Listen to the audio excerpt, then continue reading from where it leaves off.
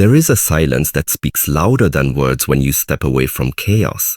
In life, you will meet people who test your peace, drain your energy, and disguise manipulation as care.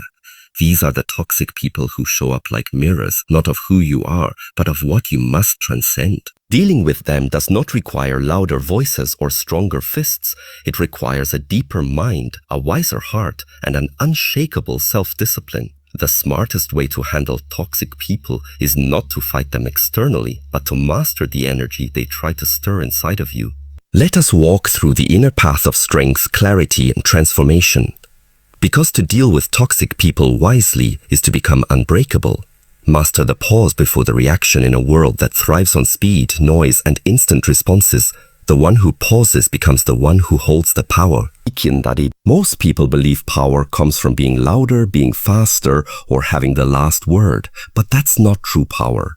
The real strength lies in the space between stimulus and response, those few silent seconds where your spirit can choose wisdom over war, clarity over confusion, and peace over pride. When you are around toxic people, they often act like emotional traps, carefully laid out to provoke you, poke at your scars, and twist your peace into anger.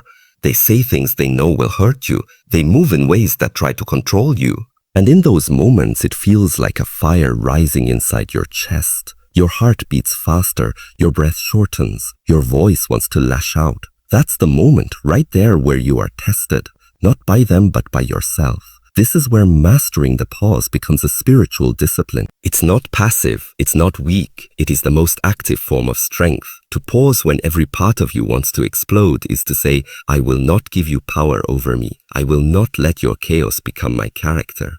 Sometimes the smartest move is not to speak back, not to explain, not to defend, but to observe. Let your silence do the speaking. Not the silence of fear, but the silence of mastery. That moment of stillness creates a sacred space between you and the toxic energy trying to reach you. It is in that space where your true self is revealed. Will you let someone pull you into their storm? Or will you invite them into your calm? Or simply walk away? When you pause before reacting, you give yourself time to ask the deeper questions. Is this about me or about them? Am I reacting out of old wounds or current truth? Will this reaction serve me or will it stain me? In that pause, you break the cycle. You interrupt the pattern that toxic people are used to repeating over and over again, poking, watching you explode, and then blaming you for the mess they created. You see, toxic people don't just seek control, they seek your energy. And every time you react without pause, you hand them that energy on a silver platter. You become the puppet they can dance on their emotional strings. But when you pause, you cut those strings, you take back your power. You show them that you are not here to play their games. You are not here to be dragged into the mud. You are made for something deeper, something higher. It takes discipline to pause. It takes training. And sometimes it hurts because the ego wants to protect itself with sharp words and quick revenge. But the soul wants peace. And peace never comes from reaction. It comes from intention. When you begin to practice this in your life, everything changes. You will see how little things that used to trigger you now pass by like clouds. You will notice how your energy is preserved, how your relationships shift, and how toxic people start to lose their hold over you. Not because they changed, but because you did. Mastering the pause before the reaction is the beginning of emotional freedom. It is the gate through which true self-control walks in, and with it comes the ability to handle any situation, any person, with the dignity of a warrior, not one who fights, but one who has nothing to prove. So next time someone tests you, pauses are not empty, they are full of your wisdom, your restraint, your peace. Let the world be chaotic, let the toxic be loud, but let your spirit be still, because the calmest one in the room is always the strongest. There's a unique kind of strength in being able to see everything clearly and yet not let it become a part of you. When you are in the presence of toxic people, their energy is often heavy, chaotic, or even cruel. And if you are not careful, you start to carry what was never yours to begin with. Their anger becomes your frustration. Their bitterness becomes your sadness. Their dysfunction starts to echo in your thoughts, not because you agree with them, but because you absorb them. You see, not every emotion you feel is yours. Not every thought in your mind belongs to you. The world is full of invisible transmissions, energies passed between people without words. And when you are sensitive, compassionate, or deeply aware, you absorb more than most. Toxic people sense this. They may not understand it consciously, but they feel your openness like a door, and they walk right in, uninvited. This is why emotional boundaries are more than just physical space or saying no. They are spiritual walls built out of awareness. And one of the smartest ways to guard yourself from the influence of toxicity is to learn to see everything without absorbing it. Observe their behavior. Watch their words. Recognize the manipulation, the games, the blame shifting, the guilt tactics. See it all, but do not let it live inside you. Let it pass through your awareness like clouds through a sky. Not clouds you must hold on to. The moment you hold it, it becomes your storm. When someone speaks to you with venom, you do not have to drink it. When someone projects their pain onto you, you do not have to make it your reflection. You can be fully present, fully awake, and yet fully detached from the contamination of their inner world. Judo. To see without absorbing is not to be cold, it is to be wise. It is a practice of the highest self, a practice that says, I am responsible for my energy, I choose what enters, I decide what I carry. Just because someone is bleeding doesn't mean they have the right to stain you. You can offer compassion without becoming their bandage. You can offer presence without becoming their prisoner. Think about this, a mirror reflects what is in front of it, but it does not become what it reflects. That's your power. You can reflect back the truth of a situation without turning into it. This is emotional maturity. It's the ability to witness someone's poison without swallowing it, to hear their criticism without breaking, to be near their chaos without being consumed by it. When you learn to see without absorbing, something beautiful happens. You start to notice that your peace becomes more stable. Your heart beats softer. You don't feel as easily shaken. You don't take everything personally. You don't walk around feeling like your soul is carrying the weight of someone else's brokenness. You begin to respond from a higher place, not from pain, not from ego, not from reactivity, but from awareness. And awareness is power. It allows you to stay centered in the eye of any storm. You stop asking why they act that way, and you simply acknowledge this is where they are in their journey, but it is not where I have to be. You don't become numb, you become discerning. You don't stop caring, you just stop caring what isn't yours. This shift is quiet, but powerful. It changes your conversations, your relationships, and most of all, your inner world. To deal with toxic people smartly, you must become like water, clear, fluid, reflective, but ungraspable. You flow around their negativity without letting it pollute your essence. You can be near them, even speak to them without becoming them. So when the chaos comes close, don't absorb, don't defend, just see. And in seeing clearly without attachment, you become free. Free from their games, free from their drama, free from their darkness. The light of your soul is not meant to be dimmed by anyone else's shadow. One of the greatest misunderstandings in life is that detachment means you no longer care. That stepping away from someone's emotional chaos means you have grown cold or heartless. But true detachment is not about closing your heart. It's about guarding your peace. It is not a rejection of others, but a radical act of self-respect. Detachment is not disconnection. It is protection. When you're dealing with toxic people, those who twist your kindness, manipulate your emotions, or constantly pull you into cycles of guilt, confusion, or pain, you must come to a hard truth. Some connections are meant to be loosened, not held tighter. Not because you lack love for them, but because you finally learn to love yourself enough to stop bleeding for someone who doesn't see the wound they cause. Detachment is when you stop dancing to the rhythm of someone else's dysfunction. You stop justifying mistreatment. You stop over-explaining your worth. You no longer set yourself on fire to keep their world warm. You begin to step back, not out of hate, but out of clarity. Not to abandon, but to survive. And here's the beautiful truth. You can love someone and still let go.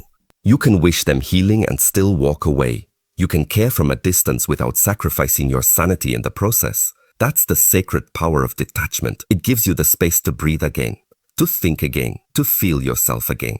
Toxic people thrive on attachment, not love, attachment. The kind that binds you with emotional chains disguised as obligation.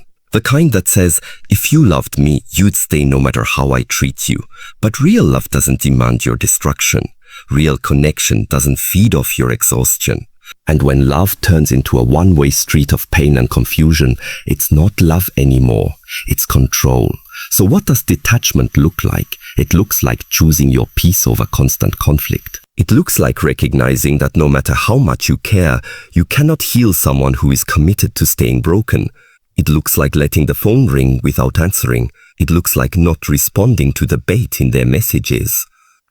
It looks like finding stillness in silence when drama calls your name. And no, it's not easy.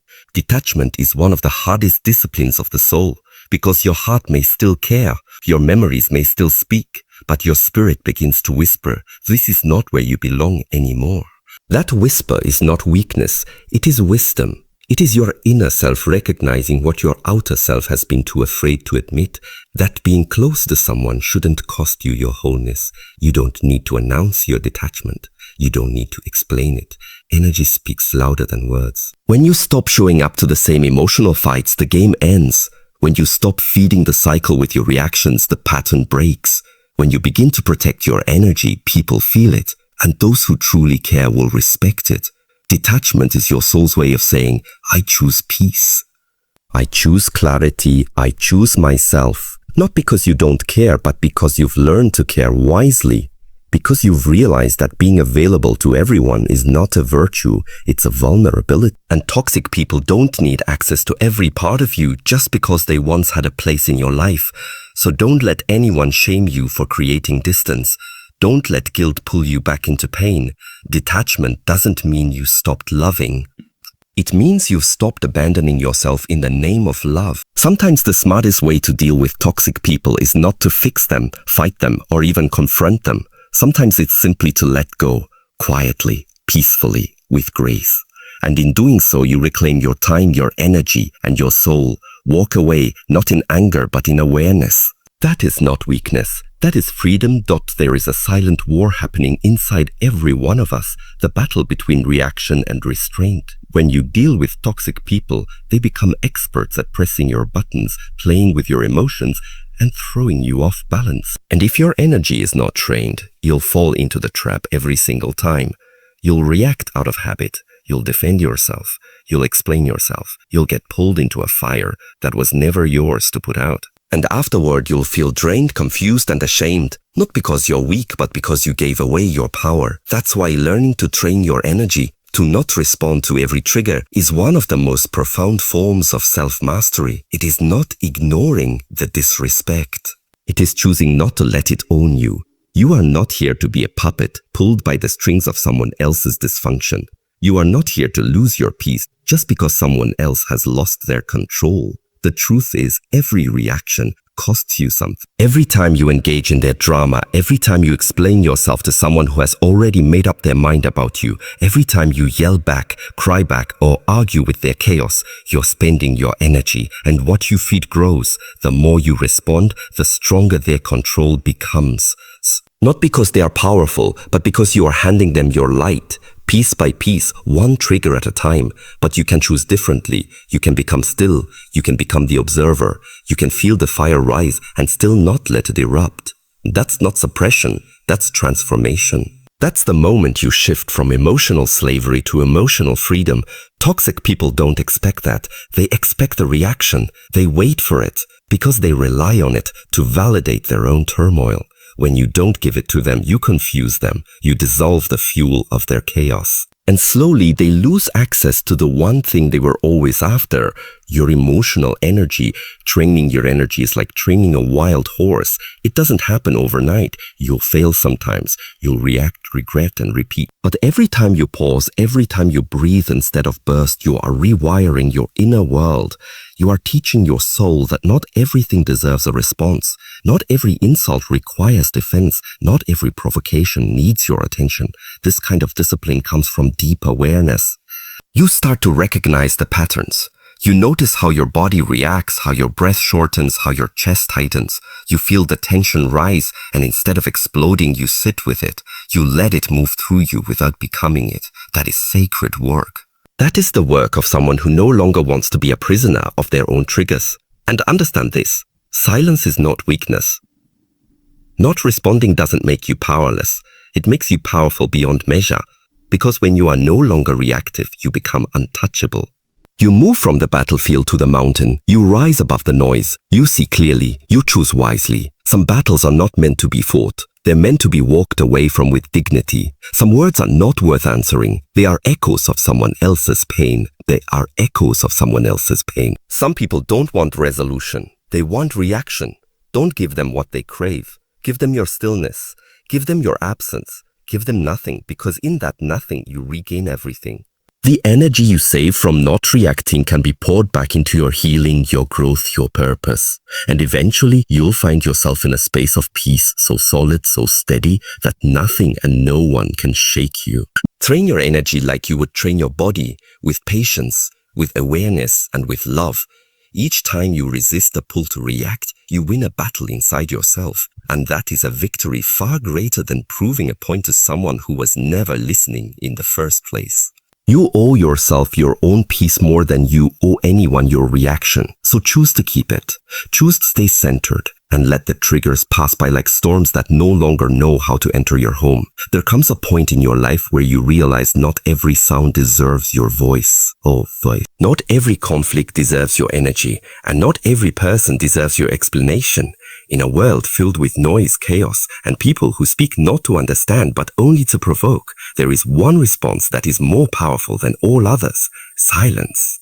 You see, toxic people are often addicted to noise. They thrive on arguments, fueled by drama and sustained by reaction. Their goal isn't always clarity, it's control.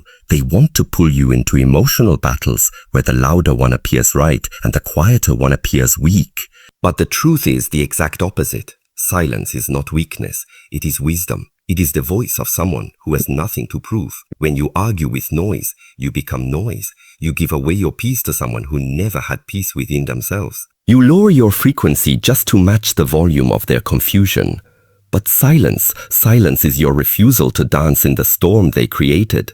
It is your statement that not everything needs to be defended. Some things simply need to be walked away from quietly without regret. Responding with silence is not about avoiding the truth, it's about preserving your truth. Because not every situation is meant to be fixed, not every person is capable of hearing you. And sometimes your silence speaks louder than all the words you could ever say. It says, I will not fight for attention. I will not beg for respect. I will not lower myself just to be heard by someone who has already decided not to listen. There's a certain elegance in not engaging, a quiet strength that confuses toxic people. They expect you to defend yourself, to cry, to explain, to plead. But when you don't, when you remain still in the middle of their chaos, they are left only with their own noise.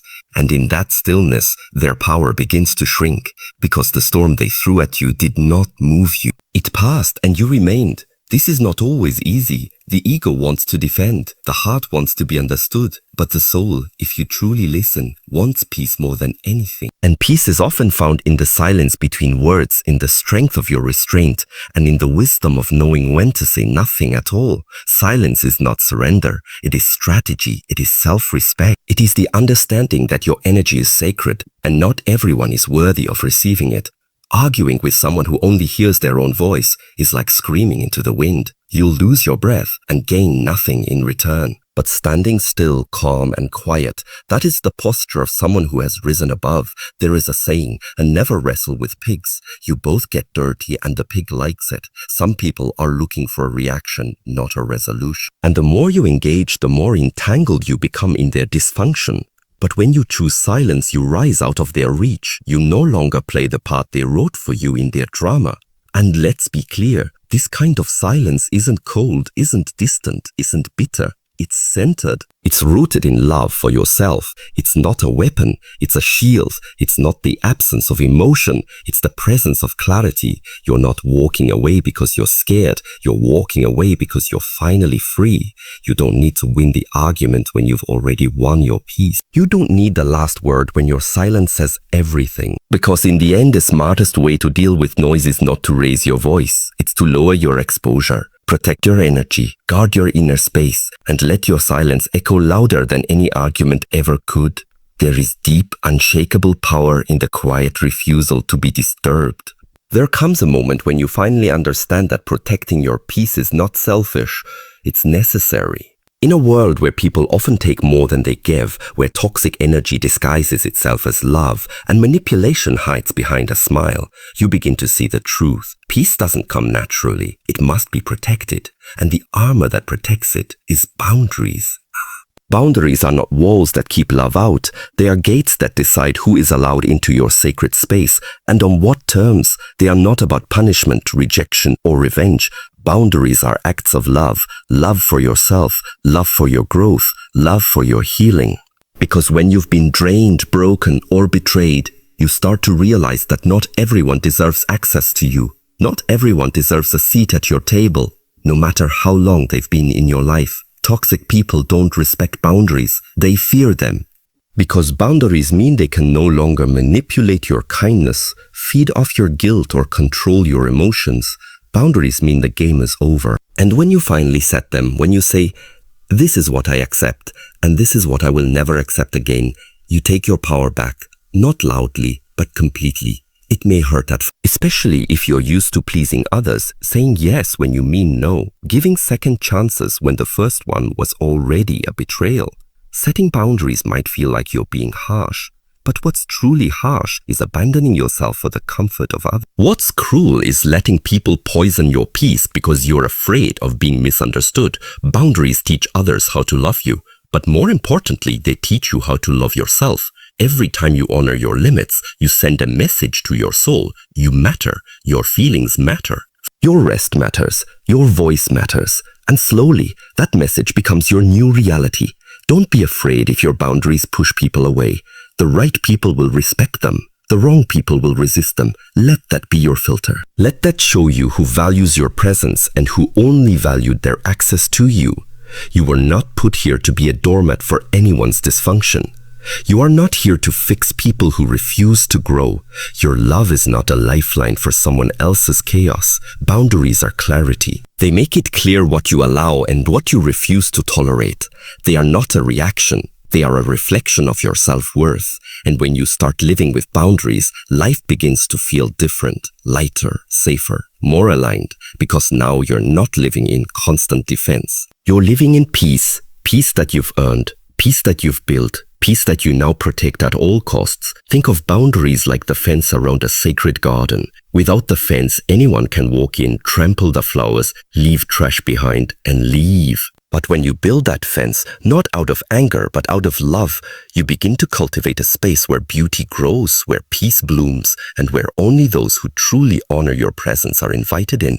It's okay to say no. It's okay to disconnect. It's okay to leave the room, silence the call, or end the conversation. That's not rude. It's responsible. It's not cold. It's courageous. You're not here to be available to everyone all the time. You're here to honor the sacredness of your life, and anyone who truly sees you will understand that. Your peace is your responsibility, and boundaries are how you protect it. So stand firm. Speak your truth. Not everyone will applaud your growth. Not everyone will like the new version of you, the one who no longer tolerates what used to be acceptable. But that's okay. Growth will always make others uncomfortable before it brings you comfort. You don't need their permission to protect your peace. You just need your own. There is a sacred wisdom that comes from pain, but only if you're willing to listen before it turns into a cycle. Life has a quiet way of teaching, and the lessons often come wrapped in the same faces, the same conversations, the same disappointments, until you finally see clearly. Until you recognize the pattern not as bad luck or coincidence, but as a teacher that won't stop knocking until the lesson has been learned. Toxic people are often the messengers of such lessons. They don't come into your life to destroy you. They come to awaken you, so weaken you. To show you where your boundaries are weak, where your self-worth needs strengthening, where your soul is still reaching for love in the wrong places. If you don't recognize the lesson early, the pain will return, just in a new disguise, different face, same emptiness, different voice, same manipulation, different situation, same wound being reopened. We repeat what we don't repair. And the longer you avoid the lesson, the deeper the pain grows. But there's no shame in that. We all want to believe the best in people. We all want love to conquer all. We all want to be the one who stayed and fixed what others walked away from. But sometimes holding on becomes the very thing that's hurting you. To recognize the lesson, you must slow down and reflect. Ask yourself, what keeps showing up in my life? Why do I feel this same kind of hurt again? What did I ignore the first time? Pain that repeats is pain that's asking for your attention. And if you stay still long enough, it will speak. It will say, stop chasing validation. Stop making excuses for people who refuse to grow. Stop shrinking to be accepted. Sometimes the lesson is to finally walk away. Sometimes it's to speak up. Sometimes it's to stop explaining yourself to people who don't even hear you. And sometimes it's to stop breaking your own heart trying to heal someone else's. You see, toxic people don't always come into your life with malice. Some come with charm, some come with kindness that later turns cold. But the warning signs are almost always there, disguised as small compromises, subtle gaslighting, moments where your intuition felt uncomfortable but your heart overrode it. Learn to listen to that discomfort. Learn to honor those small internal alarms before they become loud, irreversible breakdowns. Your soul always knows. Your body always feels it. It's your mind that tries to reason with the unreasonable. Recognizing the lesson means choosing growth over comfort. Because it's easy to stay where it's familiar, even when it's painful, but growth requires bravery. It requires you to look at your own patterns, to ask yourself, why did I allow this? What did I need so badly that I ignored myself? And not to punish yourself for it, but to forgive yourself and rise. When you recognize the lesson, you stop blaming others and start empowering yourself. You start making new decisions, not based on fear or loneliness, but from a place of strength. You no longer attract what hurts, you attract what heals. You no longer repeat what broke you, you build what restores you. And the beautiful thing is, the moment you truly learn the lesson, the cycle ends. The pain stops needing to scream, because finally you heard it, you honored it, you grew from it. And that is the most powerful thing you can do with pain. Transform it into wisdom. Turn it into a new standard for your life. Use it as a compass that leads you away from harm and into peace. So before the pain repeats again, pause, reflect. Listen. The lesson is not here to punish you. It's here to protect you. It's here to show you that your time, your energy, your heart, they are sacred. And they are not meant to be wasted on anyone who doesn't recognize their worth. You are not here to keep learning the same lesson through different people. You are here to evolve, to rise, to heal. So let the past be your teacher, not your prison. The smarter you become, the softer life becomes, because wisdom is the armor that prevents unnecessary wounds. There comes a moment when you realize that people's behavior is not always about you, that the way someone treats you is more of a reflection of their own soul than it is of your worth. But when you're around toxic people, those who manipulate, disrespect, or constantly tear at your spirit, it's easy to forget this truth. It's easy to believe their behavior is a mirror of your shortcomings, that if you were better, quieter, more patient, more loving, they would treat you better. But this is where you must wake up, not with bitterness, but with clarity. Their behavior is a lesson, not a verdict. It is not proof of who you are, but a loud signal of who they are. And the wisest way to respond is not to take it personally, but to let it teach you. Learn from it, but do not let it shape your identity, your emotions, or your self-worth. You see, toxic people want you to absorb their chaos. They want you to feel responsible for their mood swings, their anger, their silence, their cruelty. They want you to walk on eggshells around their wounds while they trample on yours. But you are not responsible for the emotional storms that others carry within them. You are only responsible for how much of their storm you allow into your space. Let their behavior teach you. Let it show you the places where your boundaries need to be stronger. Let it reveal the areas of your life where you've been too quiet, too accommodating, too quick to forgive without accountability. Let it remind you of what love is not, but don't let it control your mind. Don't let it make you doubt your goodness, your strength, your value. When someone disrespects you, you don't need to absorb their anger. You need to step back and ask, what is this teaching me about what I've tolerated? When someone manipulates you, don't spiral into confusion. Stand still and say, what part of me is still giving too much without return? Let the behavior open your eyes, not break your spirit. Too often, we confuse empathy with tolerance. We think being kind means being available to everyone, even those who use our kindness as a weapon. But growth teaches you that compassion has limits, that you can care deeply for someone and still choose not to let their dysfunction control your life. The power you have is in your response. You can't always choose how others act, but you can always choose how you interpret it, how you respond, and how much space they are allowed to take in your heart. Don't argue with people who are committed to misunderstanding you. Don't try to fix those who benefit from staying broken. And don't explain your worth to someone who's already shown you they can't see it. Let their behavior be the evidence you need. Stop doubting your instincts. When someone shows you who they are through repeated actions, believe it. You don't need 10 more signs, 10 more apologies, 10 more empty promises. What you need is trust, not in them, but in yourself, in your ability to walk away, in your strength to heal, in your wisdom to learn. Because here's the truth, when you let someone's behavior control your emotions, they win. They don't have to lift a finger. You're already doing the damage to yourself. But when you let their behavior teach you instead, you rise, you grow, you evolve, you become untouchable, not because you don't feel, but because you finally know what deserves your feeling. Learning is power. And sometimes the most painful relationships are our most powerful teachers. They don't teach us because they're wise. They teach us because we were finally willing to listen, to see, to awaken. So don't let their behavior define you. Let it refine you. Take the lesson. Leave the pain. Peace doesn't just arrive like a miracle. It isn't wrapped up in a perfect day or a kind word or the absence of conflict. Peace is not a gift handed to you by the world. It is not dependent on how others treat you. It is not waiting at the end of your struggle. Peace is something deeper, something quieter, something more sacred. It is a practice, a discipline of the soul. When you are surrounded by toxic people, peace feels like a fragile. You feel like you're always guarding it, always trying to reclaim it, always losing it in arguments, in disappointments, in moments where you give away your power just to keep the connection. You start to believe peace only comes when others stop hurting you.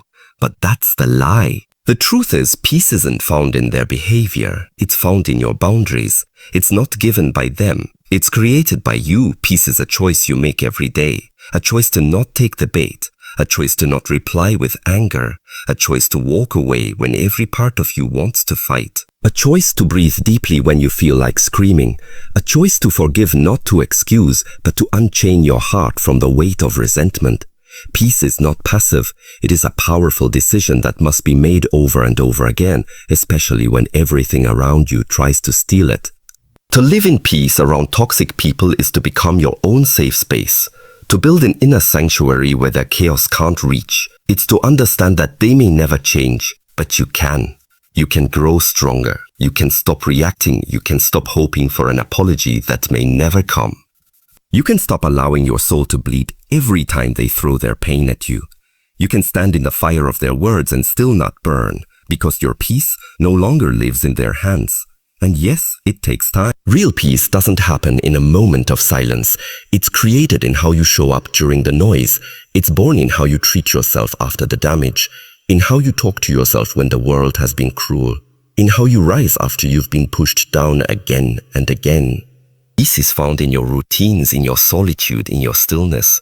It's in the long walks where you reconnect with yourself. It's in the deep breaths you take instead of the angry texts you don't send. It's in the prayers you whisper, the journal entries you write, the nights you choose rest instead of revenge. Peace lives in the moments where you honor your soul, even when the world tries to drag you into battle.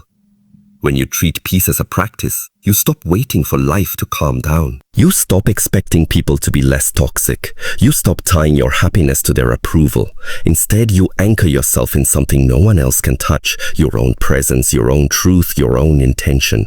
That is the kind of peace that lasts, that doesn't shatter when people mistreat you, that doesn't dissolve in the face of disappointment. And over time, that practice becomes your power.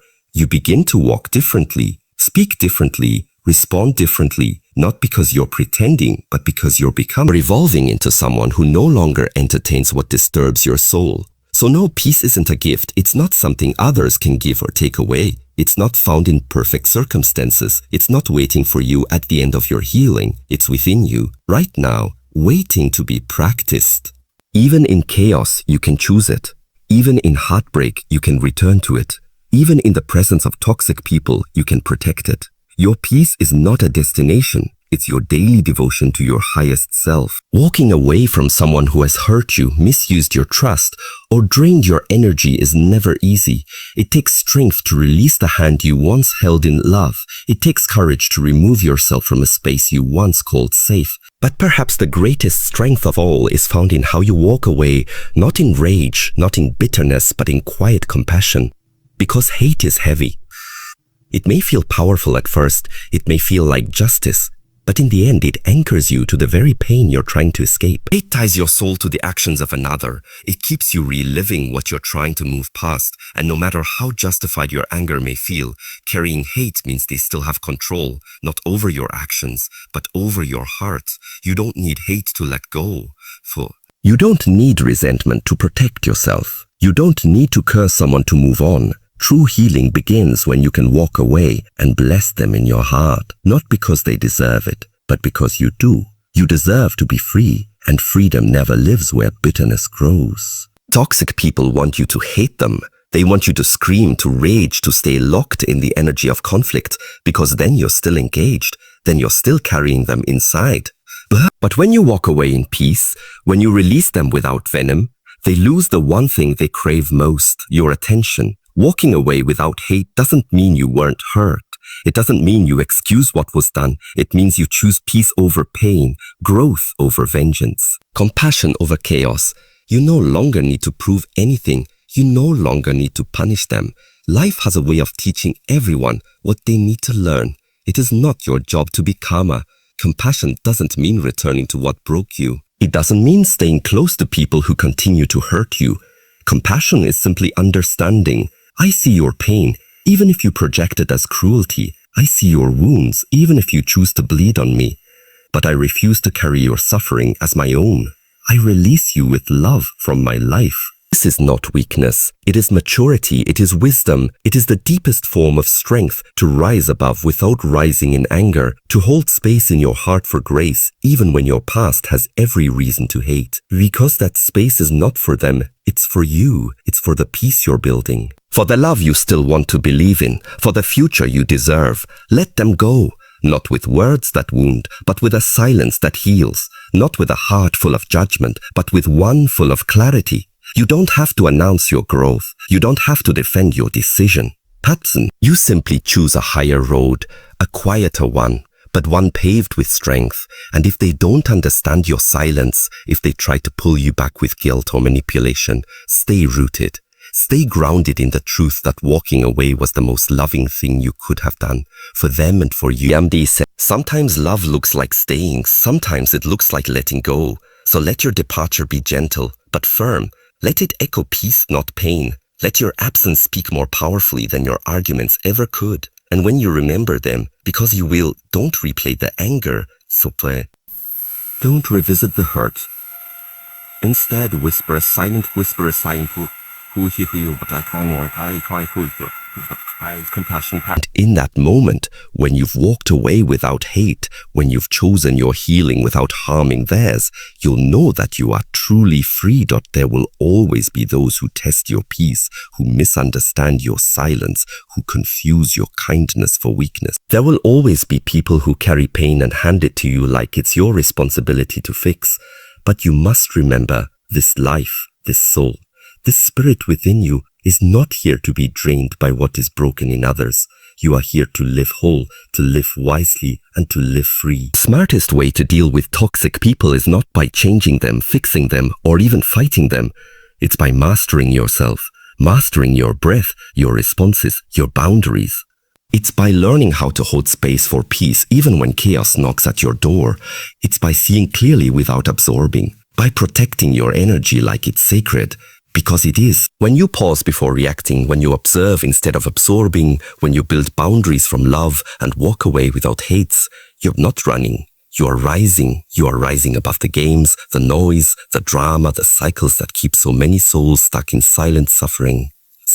And every time you choose compassion over conflict, every time you choose peace over pride, you are not only saving your energy, you are reclaiming your power. You are not here to carry the weight of those who refuse to heal. You are not here to shrink so someone else can feel tall. You are here to be a light. But even a light needs fuel. Even a flame needs protection from the wind. And so protect your peace. Train your energy.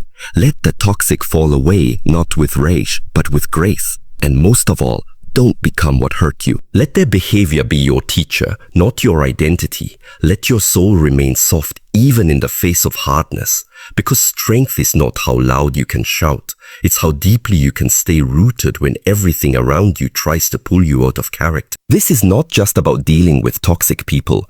It's about becoming the kind of person who no longer needs to. Not because the world changed, but because you did. And in that shift, in that silence, in that sacred space where your spirit stands tall, you'll realize the smartest way to deal with toxic people is to stop letting them teach you the same lesson twice. Walk on. Not in anger, not in fear, but in full peace.